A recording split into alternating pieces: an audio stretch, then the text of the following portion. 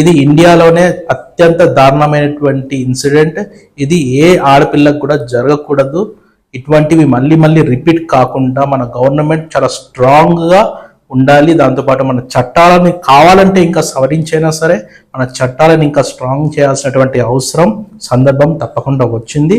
దాంతోపాటు పోలీస్ వ్యవస్థ, ఇప్పుడు మనకు తెలుస్తూ ఉంది న్యూస్లలో ఏంటంటే పోలీస్ వ్యవస్థ మరియు హాస్పిటల్ సిబ్బంది ఈ కేసుని తొక్కిపెట్టే ప్రయత్నం కూడా చేశారు అనేటువంటిది. ఒకవేళ ఇది నిజమైతే గనక ఇంతకంటే దారుణం ఇంకోటి లేదు. ఎందుకంటే మన దేశాన్ని రక్షించాల్సింది పోలీసులే.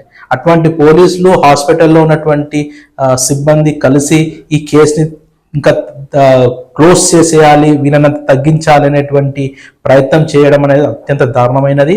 ఇటువంటి ఇన్సిడెంట్స్ జరగకూడదు. పోలీస్ వ్యవస్థ మరియు చట్టాలు చాలా గట్టిగా ఉండాలి. ఇటువంటివి ఇంకెవరైనా చేయాలన్నా ఆలోచించాలన్నా భయపడేటువంటి